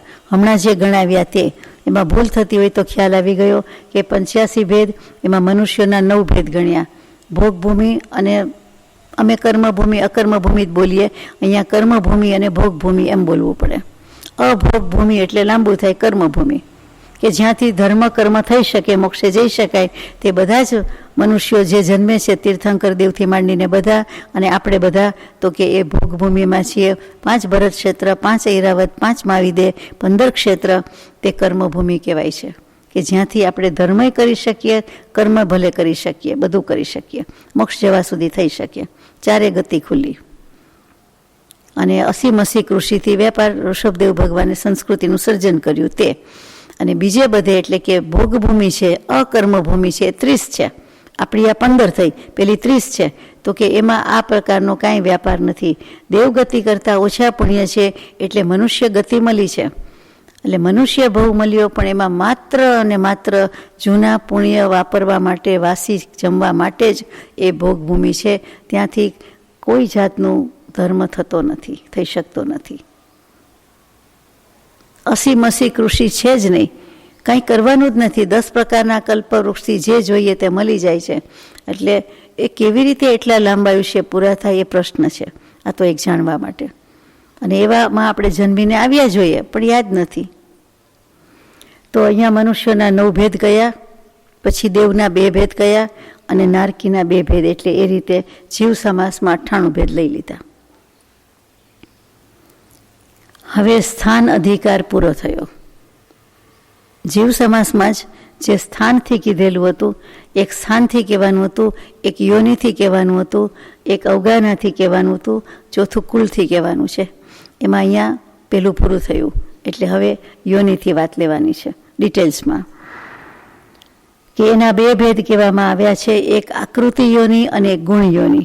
એમાં પહેલાં આકૃતિ યોનિની વાત થાય છે કે 81મી ગાથા કહે છે, શંખાવત્તય જોણી કુમૂર્ણય વસંપંત જોણીય તથય શંખાવત્તે રિયમાદુ વિવત જદે ગભ્ભો. આકૃતિ યોનિના 3 ભેદ કયા? સંખ્યાવર્ત, કુર્મ ઉન્નત અને વંશાવૃત, વંશપત્ર. શંખાવર્ત શંખ શબ્દમાં બતાવે છે તેમ કે શંખ જોયો છે બધાએ, નાનો મોટો શંખલા તો જોયા હોય પણ મોટો શંખ પણ જોયો જ હોય. તો કે એ જે શંખ કહેવાય છે તે એ શંખ જેવા આકારની હોય તે શંખાવર્ત યોની કહેવાય. એ એકમાત્ર ચક્રવર્તીના પત્નીની જ હોય, ચક્રવર્તીની જ હોય, બીજા કોઈની હોતી નથી. ને શંખાવર્ત યોની હોય તે ક્યારેય ગર્ભધારણ કરી શકે નહીં.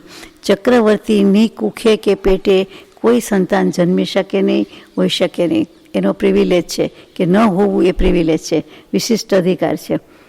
ચક્રવર્તીના જે સંતાન છે ચક્રવર્તીને બીજા પત્ની 96,000માં જે હોય એક ઓછા, મુખ્ય પટરાણી ચક્રવર્તીની બાકાત, પણ બાકીના જેટલા હોય તેટલા એની કુખે જન્મે, ચોક્કસ જન્મે, પણ આમની કુખે જન્મી શકે નહીં. આ સંખ્યાવર્ત યોની. બીજું કુર્મોન્નત યોની. કુર્મ એટલે કાચબો, એટલે કાચબાના આકારની હોય, એટલે કે કાચબાની પીઠ ઉન્નત એટલે ઊંચો કાચબો, એટલે કાચબાની પીઠ ઊંચી જ હોય અને થોડી ઊંચી કરે કે જેની નીચે બીજી બધી ઇન્દ્રિયો સંકોચી લે છે, એને કંઈ ભયસ્થાન જેવું લાગે ત્યારે. તો કે એ કાચબો, એ કાચબાની પીઠ, તો કે એના જેવા આકારની છે તે કુર્મોન્નત યોની છે. ત્રીજી છે તે વંશપત્ર યોની છે, એટલે માંસના પાન જેવી કે છે તે આપણે આગળ લઈએ છીએ. એ પહેલાં આ ગાથામાં જે આવ્યું છે તે કહું કે જે શંખની અંદર ચક્કર પડેલા હોય છે તે શંખ, ચક્રવાળો શંખ એ જે કહીએ છીએ શંખમાં હોય જ. કોઈને વધારે દેખાય આવે એવા હોય, કોઈના ઓછા દેખાય, એટલે લખવું પડે કે જ્યાં એક સરખા ચક્ર હોય છે તે, એમાં આડાવડાઈ હોય અને એક સરખાઈ હોય, તો કે એ શંખાવર્તીઓની કહેવાય છે. કછુઆ એટલે કાચબાની પીઠ પર હોય છે તે કુર્મોન્નતીઓની છે. અને વાંસનું પત્તું કીધું છે એટલે વાંસ પત્ર, આપણે પાંદડું બોલતા નથી, પત્ર બોલીએ છીએ. તો કે જેની એક સરખી લાંબી હોય છે તે એક સરખી અને લાંબી, તો કે વંશપત્ર યોની કહેવાય. આ 3 સિવાયની યોનીનો આકાર હોઈ શકે નહીં. કુર્મોન્નત યોનીમાં હવે 82મી ગાથા આવે છે. કુમૂર્ણય જોણીએ તિથયરા દુવિય ચક્કવટ્ટીય રામાવિય જાયંતે શેષાયે શેષગજણો દુ. કુર્મોન્નતમાં તીર્થંકર, ચક્રવર્તી, અર્ધચક્રવર્તી એટલે વાસુદેવ વગેરે જે કંઈ આપણે બળભદ્ર બધા કહીએ છીએ તે જે સામર્થ્યવાન અને ત્રિષષ્ટિ શલાકા પુરુષમાં આવે છે તે બધા મહાપુરુષો ઉત્પન્ન થાય છે. પણ શરૂઆત તીર્થંકર ચક્રવર્તીથી કરી છે. એટલે કે તીર્થંકર દેવ જેવી રીતે જન્મે, ચક્રવર્તી જન્મે છે તેવી જ રીતે બધા જીવો આ કુર્મોન્નતથી જન્મે છે. એટલે કે સ્પેશિયલ સંખ્યાવર્ત તો છે જ નહીં, એક ચક્રવર્તી માટે જ કીધેલું હતું ના, એમાં તો કોઈનું કામ જ નથી એ યોનીમાં, એટલે કુર્મોન્નત જ રહી, એમાં આ બધા મહાપુરુષો જન્મે છે. અને પછી ત્રીજી જે વંશપત્ર છે એમાં સાધારણ મનુષ્યો, એટલે કે આ બધા 63, 63 અથવા કોઈ પણ શલાકા પુરુષ સિવાયના જે બધા સામાન્ય મનુષ્યો છે તે, તો કે એ એમાં જન્મે છે, એ વંશપત્ર. હવે જન્મ અને એના આધારભૂત ગુણ યોનીના ભેદ જણાવે છે. આ અહીંયા યોની જે આકૃતિ યોની હતી એ પૂરી થઈ, આકારવાળી વાત પૂરી થઈ. હવે ગુણ યોની શું તે સમજીએ. તો કે જન્મ 3 પ્રકારના કયા? સમૂર્છન, ગર્ભ અને ઉપપાત. એમાં સમૂર્છન જન્મમાં શું હોય તો કે નર માદા કે સ્ત્રી પુરુષના સંયોગ વિના જન્મી જાય છે તે જીવો સમૂર્છિમ કહીએ, એ જ સમૂર્છમ કહેવાય, બધું એક જ છે, એ જન્મ કહેવાય. બાકી વાત દેડકા, કેટલાક કીડી, મકોડી, બીજા અનેક જંતુ, જૂ એવા જંતુ આપણને એવી ચેષ્ટા કરતા દેખાય, મૈથુન સંજ્ઞા છે એટલે મૈથુન ચેષ્ટા કરતા દેખાય, તો પણ કીડો અને કીડીથી, મકોડો અને મકોડીથી કોઈ ત્રીજું જન્મી શકતું નથી. એ યાદ રાખવા જેવી, નોંધવા જેવી વાત છે. એ સમૂર્છિમ જ છે જીવ, સમૂર્છિમ જન્મ જ છે, નપુંસક વેદ જ ધરાવે છે, એટલે એનાથી કોઈ હિસાબે નર્મદાના સંયોગથી જન્મતા જીવ નથી, એટલે એને સમૂર્છિમ જીવ કહે છે. એ ઓટોમેટિક આપમેળે જન્મે છે. ક્યાં જન્મે છે એ વાત આવતી જાય તેમ આપણે લેતા જઈએ છીએ. તો સમૂર્છિમ જન્મ આપણે પછી આવવાનું છે, પણ ચાલો ત્યારે લેશું. તો સમૂર્છિન, ગર્ભ અને ઉપપાત 3 જન્મ કીધા, એ 3 પ્રકાર થયા. એમ પછી કેવા? સચિત, શીત અને સમૃદ્ધ, એ 3 યોની કહી. સચિત યોનિ કહી કે જેમાં જીવની ઉત્પત્તિ થયા જ કરે છે, અચિત યોનિ કે જેમાં કંઈ જીવની ઉત્પત્તિ થતી નથી, અને પછી એનાથી બધાથી વિરુદ્ધ શીત અને ઉષ્ણ, ઠંડી અને ગરમ, અને સમૃદ્ધ અને વિવૃત્ત. સમૃદ્ધ એટલે સંકોચાયેલી, ભેગી થયેલી, અને વિવૃત્ત એટલે છૂટી થયેલી, પથરાયેલી, પોળી થયેલી. તો કે આ પ્રમાણે જન્મની આધારભૂત 9 ગુણયોની કહેવામાં આવે છે. સામાન્ય રીતે આ 9 ભેદ કહેવાય છે, 3ના બબે થઈ જાય છે તે રીતે. ફરીથી વાંચું, સચિત અચિત મિશ્ર, એટલે સચિતાચિત પણ કોઈ વાર લખેલું આવે. પછી શીત ઉષ્ણ મિશ્ર અને અથવા શીતોષ્ણ એમ લખવામાં આવે. ત્રીજું સમૃદ્ધ વિવૃત્ત મિશ્ર અથવા સમૃદ્ધતા વિવૃત્ત, સમૃદ્ધ વિવૃત્ત 2 ભેગું લખે. ચાલો આગળ જઈએ. કેવી રીતે સમજવાનું છે? તો કે સમૃદ્ધનો અર્થ ઢાંકેલું અને વિવૃત્તનો અર્થ ખુલ્લી થયેલી કે પોળી થયેલી. પછી ગાથા નંબર 84, એમાં હવે બધા જીવો કેવી રીતે જન્મતા હોય છે તે વાત છે. પોત જરાયુજ અંડજ જીવાણમ ગભ દેવણી રયાણમ વ વાદમ શેષાણમ સમુચ્છણયમ તુણી દિઠમ. એક તો કેટલાક જીવો પોતપૂર્વક જન્મે છે. પોતને અહીંયા પોત પણ કહેવાય, આપણે પોત જ કહીએ ગુજરાતીમાં, પ્રાકૃતમાં પોત કહીએ, સંસ્કૃતમાં પ્રોત કહીએ. પ્રોત, પ્રેત નહીં, પ્રોત. પછી એટલે કે પ્રાવરણ રહિત, અને પછી ઉત્પન્ન થતાં જેનામાં ચાલવાની ફરવાની સામર્થ્ય હોય, શક્તિ હોય તે જીવો. ગાય ભેંસ વાછડું વગેરે જન્મે તો એ જન્મીને જ ચાલી શકે, આપણે જોયું હશે, ખ્યાલ હશે, અથવા વિચારી જોઈએ તો. એવી રીતે બકરી વગેરે એવા ઘણા પ્રાણી હશે. એ કૂતરાનું કદાચ જોયું હોય કે તરત જ એને ચલાવવાની રાહ ન જોવી પડે, જન્મીને તરત જ પોતે જ ચાલવા માંડે. પછી જરાયુજ જન્મ છે કે જે ઝેર કે સાથ જન્મે છે, ઝેરની સાથે જન્મે છે, જરાયુજ કોથળીમાં જન્મતા હશે તે. પછી અંડજ કે જે ઈંડામાંથી ઉત્પન્ન થાય છે. આ 3 પ્રકારે જીવનો ગર્ભજન્મ કહેવાય છે. આ ગર્ભજન્મની વાત શરૂ કરી કે ગર્ભથી કોણ, માતા પિતાના કે નરમાદાના સંયોગથી કોણ જન્મે છે? તો કે એ જે જરાયુ અંડજ પોતજાનામ ગર્ભ દેવાનામ ઉપવાતઃ, એ જે બધો તત્વાર્થ સૂત્રના સૂત્ર છે એ જ અહીંયા છે. શાસ્ત્રમાં વાત તો એક જ હોય. પછી અંડજની વાત આવી ગઈ. પછી દેવ અને નારકીની વાત કેવી રીતે છે? તો કે ઉપપાદ જન્મ છે, એટલે એમાં નરમાદા દેવદેવી એ કંઈ સ્ત્રી પુરુષ જોઈતા નથી, છતાં એને સમૂર્છન જન્મ પણ કહેવાતો નથી.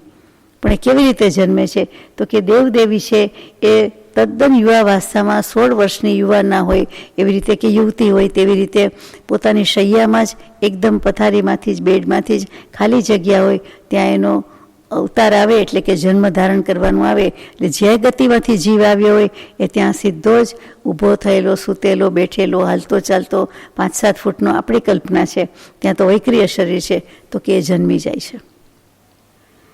કોઈની જરૂર નથી, સીધા પથારીમાંથી બેઠા થઈ જાય છે. એટલે જે જીવે દેવગતિમાં જવાનું છે એના માટે પથારી ખાલી જ છે. આપણે કહીને કે જ્યાં જશું ત્યાં ઢોલિયા થોડા ઢાળી રાખ્યા છે. એટલે કે દેવગતિમાં જઈએ તો ઢોલિયા મીન્સ મોટા પલંગ, સારી પથારી એવી પાથરી રાખી છે. એમ તો કે એમાં કહેવાય કે પાથરી રાખી છે, બીજે ક્યાં પાથરી રાખી છે? એટલે તે રીતે જન્મ થઈ જાય છે. નારકનો જન્મ કેમ થઈ જાય છે? તો કે કુંભીમાંથી, એટલે કે ઓછામાં ઓછી સાંકડી જગ્યા, અને એમાંથી માંડ બહાર નીકળતા હોય એવી રીતે ઊભા થતા હોય. જેમ આપણે ગુફામાં ગયા હોય, જવાય તો જાય પણ નીકળતી વખતે, પાછું આવતી વખતે મુશ્કેલી પડે. ત્યારે તો ગુફામાં સંકોચીને નીકળી જાય, પણ પછી ગુફામાંથી બહાર આવવું ઘણું અઘરું પડે. તો કેવી રીતે આ જન્મવું અઘરું પડે છે. એટલે નારક દુઃખથી જન્મે છે અને દેવલોકને સુખથી છે. સીધી પથારીમાં સીધું જ બેસી જવાનું કે ઊભા રહી જવાનું છે કે સૂઈ જવાનું છે. એટલે એને ઉપપાદ, એટલે ઉપપાત જન્મ કહેવાય છે. અને હવે સમૂર્છિમ જન્મની વાત પછીની ગાથામાં આવશે. એટલે બાકીના જે બધા છે તે સમૂર્છિમ છે. આપણે મનુષ્યો અને તિર્યંચ બધા ગર્ભજ જીવ કહેવાય, જરાયુની રીતે, ઈંડાની રીતે કે પોતની રીતે. મનુષ્યોમાં પણ અપવાદરૂપ આપને વધારે ખ્યાલ હોય, વ્યવહારના દૃષ્ટાંત કે જોયું સાંભળ્યું હોય, કોઈનું અનુભવ્યું હોય કદાચ કોઈએ, તો કેટલીક વખત એક્સેપ્શનલ સંજોગોમાં બાળક એકલું સીધું જન્મતું નથી, પરંતુ એને એ પોત સાથે, એટલે કે પોટલા સાથે, બાંધેલું હોય તેમ એને પોત કીધું છે અહીંયા, એના પરથી જ પોટલું શબ્દ આવ્યો છે. એવી રીતે એક કોથળીમાં કયો કે જે કંઈ કયો તે એ આવરણ સાથે જ જન્મે છે. એટલે કે વોટર બેગ રપ્ચર થાય અને પછી જે બાળકનો જન્મ થાય એમ થવાની બદલે એ પાણી સહિત એ જે પોટલું જ કહેવાય. આમ તો એક કોથળી બેગ જે કયો એ બેગ જ કહીએ આપણે સાદી ભાષામાં, તો કે એ જે એના સહિત જ જન્મે છે અને પછી તરત જ ડૉક્ટરે એ પંક્ચર કરીને રપ્ચર કરીને એને લઈ લેવું પડે છે. તો કે એવા સંજોગો હોય છે અને ઘણું ક્રિટિકલ થઈ જતું હોય છે. અને પ્રાણીમાં તો એ રીતે જન્મતા હોય છે, ઘણા જન્મે છે અને કેટલાક ચાલવા જ માંડે છે, તો આપણને ખબર જ છે. ચાલો હવે સમૂર્છિમ જીવ માટેની ગાથા નંબર 85. ઉપવાદે અચ્ચિતમ ગભ્ય મિશ્રમ તું હોદી સમુચ્છે સચ્ચિતમ અચ્ચિતમ મિશ્રમ ચ ય હોદી જોણી હું. ઉપપાદ જન્મની અચેત યોની હોય છે, ગર્ભ જન્મની મિશ્ર યોની હોય છે અને સમૂર્છમ જન્મની સચિત અચિત અને મિશ્ર એમ ત્રણેય પ્રકારની જ હોય છે. સમૂર્છમને બધું ખપે છે, ગરમ હોય ઠંડુ હોય કે મિક્સ હોય, પણ ઉપપાદ જન્મને અચેત જ હોય. એટલે કે અચેત મીન્સ જડ છે, ત્યાં ઓટોમેટિક જન્મી જાય છે દેવો નારક, એટલે ત્યાં કોઈ સચેત વસ્તુ નથી. એમ ગર્ભ જન્મની એ મિશ્ર હોય છે, એ સચેત પણ છે અચેત પણ છે. એમાં માતાની સચેત કહેવાય છે અને પિતાની અચેત કહેવાય છે. બંનેના સંમિશ્રણથી થતું હોવાથી એને મિશ્ર યોની કહેવામાં આવે છે. ચાલો હવે ગાથા નંબર 86. વવાદેસી દૂષણમ શેષેસી દૂષણ મિશ્રયમ હોદી વવાદે યક્ષસૂય સંવૂડ વ્યલેસુ વિ ઉલમ તું. ઉપપાદ જન્મમાં ઠંડી અને ગરમ બંને પ્રકારની યોની હોય છે ઉપપાદમાં. બીજા ગર્ભ અને સમૂર્છિમ જન્મમાં શીત ઉષ્ણ મિશ્ર ત્રણેય પ્રકારની હોય છે. અને ઉપવાદ જન્મવાળામાં અને એકેન્દ્રિય જીવોની યોની સમૃદ્ધ જ હોય છે, જ ઉપર ભાર છે. અને વિકલેન્દ્રિયોની યોની વિવૃત્ત હોતી હૈ, વિવૃત્ત જ હોય છે. સાચી વાત છે, બે ઇન્દ્રિય તેન્દ્રિય ચૌનેન્દ્રિય એની તો વિવૃત્ત જ હોય છે, એટલે કે પથરાયેલી અગર તો ખુલ્લી જ હોય છે. ગાથા નંબર 87. ગભ્ભજ જીવાણમ પૂર્ણ મિશ્રમણીય મેણ હોદી જોણી દુહુ સમુચ્છણ પંચખ્યે વિયલંવા વિ ઉલ જોણી હું. ગર્ભજ જીવોની છે તે નિયમથી મિશ્ર એટલે સમૃદ્ધ વિવૃત્ત હોય છે અને પંચેન્દ્રિય સમૂર્છમ જીવોની વિકલેન્દ્રિયોની જેમ વિવૃત્ત યોની જ હોય છે. સમૃદ્ધ ઢાંકેલી, વિવૃત્ત પથરાયેલી, ખુલ્લી, બીજું કાંઈ નહીં. ફરીથી વાંચું તો ગર્ભજની યોની મિશ્ર સમૃદ્ધ વિવૃત્ત ભેગી છે, એટલે ખુલ્લી પણ છે ને બંધ પણ છે, સમજાય તેવી વાત છે. પંચેન્દ્રિય સમૂર્છિમ જીવોની વિકલેન્દ્રિયોની જેમ વિવૃત્ત જ હોય છે, એટલે કે ખુલ્લી જ હોય છે. એ પણ એટલું જ સાચું છે. છેલ્લી ગાથા આજે 88મી ગાથા છે. સામર્ણેય એવં ણવજોણીઓ હવંતી વિથારે લખાણ ચદુર સિદ્ધિ જોણીઓ હોંતી નિયમેણા. પૂર્વોક્ત ક્રમથી જોઈએ તો, એટલે કે ઉપરના ક્રમથી જોઈએ તો કે યોનિના 9 ભેદ કયા છે તે છે, પણ વિસ્તારની અપેક્ષાએ 84 લાખ યોની થાય છે, જે આપણે હંમેશા બોલતા હોઈએ છીએ પ્રતિક્રમણમાં, પાઠમાં. હિન્દુ ધર્મ, વૈદિક ધર્મ, જૈન ધર્મ, વિતરાગવાણી બધા એકી સાથે બીજા પણ બધા ધર્મ, ઇનફેક્ટ ઇસ્લામ ધર્મ પણ આવી જાય, એ 84 લક્ષ જીવયોનીનો સ્વીકાર કરે છે. એટલે કે સમસ્ત સૃષ્ટિમાં 84 લક્ષ જીવયોનીનો સ્વીકાર છે. પછી 89 ગાથાથી આપણે આગળ લઈશું. અત્યારે પૂરું કરવાની રજા લઉં. સજાત્મ સ્વરૂપ પરમ ગુરુ.